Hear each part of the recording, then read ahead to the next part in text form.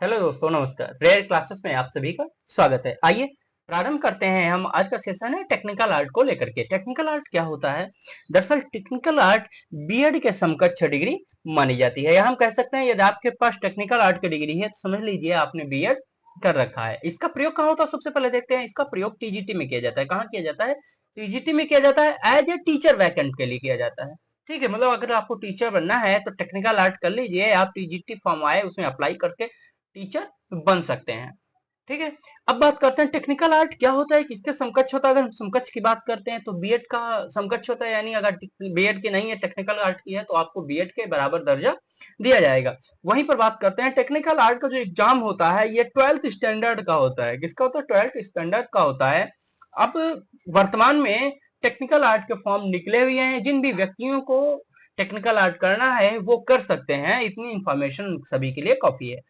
आप हमारे नंबर पे मतलब मैसेज ड्रॉप कर सकते हैं। यदि नहीं हो पा रहा है तो ये मेरा मोबाइल नंबर है, आप इस पर मैसेज ड्रॉप करके आप बात कर सकते हैं। टेक्निकल आर्ट में क्या होता है? दरअसल बेसिकली अगर देखा जाए तो टेक्निकल आर्ट में केवल कला से संबंधित प्रश्न आते हैं। जो टीजीटी के लिए मैं बात कर रहा हूँ, अगर टीजीटी का आप फॉर्म अप्लाई कर रहे हैं टेक्निकल आर्ट का सर्टिफिकेट लगा करके, तो आपको कला से संबंधित सारे करने होते हैं। इसके पहले आपने क्या कर रखा है? बीएससी कर रखा है, बीकॉम कर रखा है, इससे कोई मतलब नहीं होता है। क्लियर? चाहे बीए कर रखा हो या बीकॉम कर रखा हो, इससे कोई मतलब नहीं है। अगर आपके पास टेक्निकल आर्ट है तो आप आर्ट सब्जेक्ट से ही टीचिंग के लिए टीजीटी का फॉर्म भर सकते हैं। आइए प्रारंभ करते हैं। कला अर्थात आर्ट क्या है? ये प्रारंभ होता है प्रागैतिहासिक काल से और वर्तमान तक के प्रश्न कहीं से भी पूछा जा सकता है।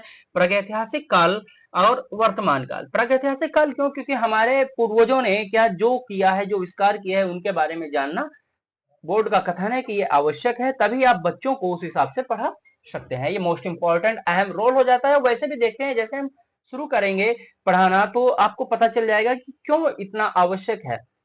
ठीक है, और वैसे भी हम देखते हैं कि हमारे अंदर पहले से ही, जन्म से ही क्या होता है, हमारे पूर्वजों की विरासत दिखाई देती है। क्योंकि कई बार होता है जो विद्यालय में अगर कोई भी वो करवाया जाता है तो क्या करते हैं, खिलौने वगैरह बना के ले जाते हैं मिट्टी वगैरह के। तो ये सब कहाँ से आया? हमारे अंदर हमारे पूर्वजों से आया हुआ है।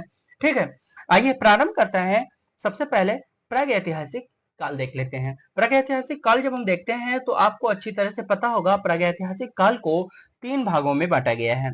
कौन कौन से हैं? एक है पूर्व पाषाण काल। पूर्व पाषाण काल। दूसरा क्या है? मध्य पाषाण काल। ठीक। तीसरा क्या है? नव पाषाण काल या उत्तर पाषाण काल। नव या उत्तर पाषाण काल होता है। ठीक है, ये समझ जाएंगे आप लोग। यहाँ पर पाषाण काल क्लियर। अब बात करते हैं इनके समय अवधि की क्या होती है। तो समय अवधि हम जब देखते हैं तो पूर्व पाषाण काल 30,000 ईसा पूर्व से, किससे? ईसा पूर्व से 25,000 ईसा पूर्व तक माना जाता है। कितना? 25,000 ईसा पूर्व तक माना जाता है। वहीं जब हम बात करते हैं मध्य पाषाण काल की, तो आप लोग अच्छी तरीके से जानते होंगे कि 25,000 से मतलब ईसा पूर्व ये भी है। 25,000 ईसा पूर्व से मतलब यहां से स्टार्ट हो जाता है। 25,000 ईसा पूर्व से 10,000 ईसा पूर्व के मध्य माना जाता है। क्लियर? 10,000 ईसा पूर्व के मध्य माना जाता है। वहीं पर जब हम देखते हैं नवपाषाण काल, तो जाहिर सी बात है जब यहाँ पर 10,000 छोड़ा गया है तो कितने से प्रारंभ होगा? 10,000 से प्रारंभ हो जाएगा। यानी 10,000 ईसा पूर्व से 5,000 और कहीं कहीं पर ये 3,000 ईसा पूर्व भी देखने को मिलता है। ये क्या है? ये एक अनुमानित तिथियां होती हैं। क्या होती हैं? अनुमानित तिथियां होती हैं, जिन्हें हमारे विद्वानों ने कार्बन डेटिंग के द्वारा जो वस्तुएं प्राप्त हुई हैं उनके आधार पर क्या किया है, ये पता किया है कि पूर्व पाषाण काल का समय काल कितना होगा, मध्य पाषाण का कितना होगा और नवपाषाण या उत्तर पाषाण काल का समय कितना होगा। ये ज्ञात इनके द्वारा किया गया है। आइए हम सबसे पहले एक चीज देखते हैं, कुछ मोस्ट इंपॉर्टेंट जो छोटे मोटे फैक्ट होते हैं। ठीक है, कि सबसे पहले अगर हम बात करते हैं कि पहला काल कौन सा था, तो आप लोगों को अच्छे से पता होगा कि पूर्व पाषाण काल था। ये हमारा पहला पाषाण काल है। ठीक, समयावधि भी आपने देख लिया है कि 30,000 से 25,000 ईसा पूर्व के मध्य इसका समयावधि है।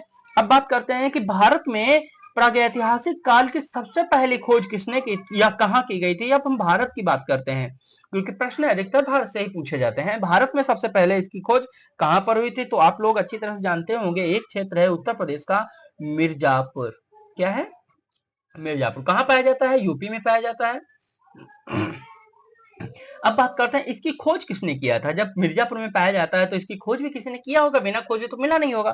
तो जाहिर सी बात है अंग्रेजों ने किया था। किसने किया था? अंग्रेजों ने किया था। कब की गई थी? तो आपको बता दें कि 1880 में इसकी खोज की गई थी, और खोज करने वालों में दो अंग्रेज सम्मिलित थे। वो थे एक कार्लाइल, थे, और दूसरे कॉकबर्न। हालांकि इनको उस समय अपने द्वारा खोजे गए ऐतिहासिक स्रोतों को प्रस्तुत करने का अवसर नहीं प्राप्त हुआ, परंतु इन्होंने 1883 में एक आयोग था, या हम कह सकते हैं एक समिति थी, जिसका नाम था एशियाटिक सोसाइटी ऑफ बंगाल। क्या था? एशियाटिक सोसाइटी ऑफ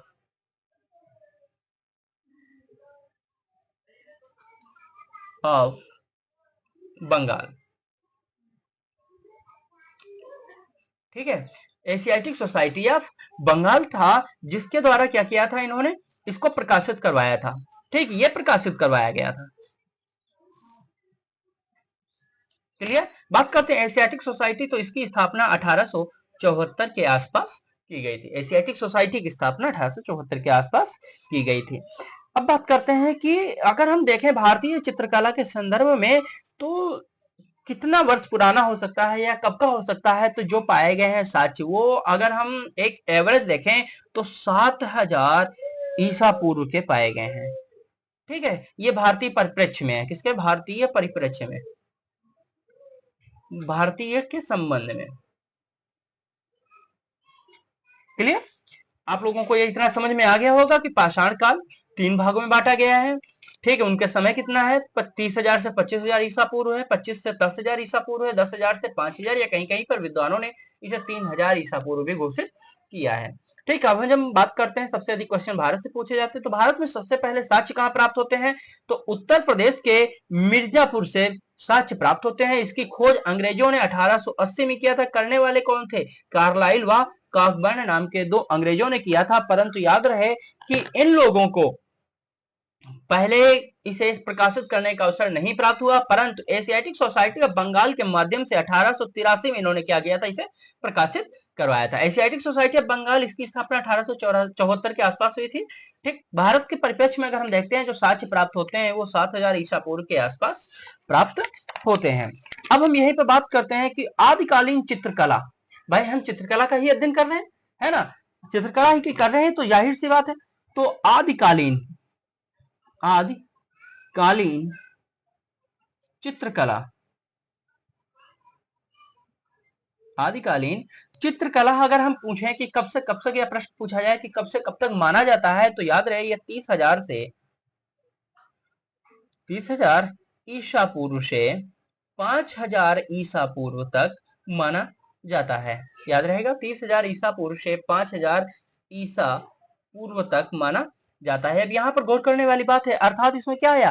पूरे के पूरे पाषाण काल आ गए, यानी पूर्व, मध्य और नवपाषाण काल आ गए। ये क्या है? आदिकालीन चित्रकला का वर्णन या फिर इसमें पाया जाता है। अब बात करते हैं कि एक पुस्तक है जिसका नाम है प्री हिस्टोरिक इंडिया। पुस्तक है प्री हिस्टोरिक इंडिया। याद रहे ये बहुत पूछी गई पुस्तक है, प्रागैतिहासिक काल से संबंधित है ये पुस्तक। और इसके जो पूछा जाता है कि इसकी रचना किसने की। ठीक, इसकी रचना किसने की? तो याद रहे ब्रिटिश पुरातत्व के एक विज्ञानी, मतलब पुरातत्व वेद्या थे, ब्रिटिश पुरातत्व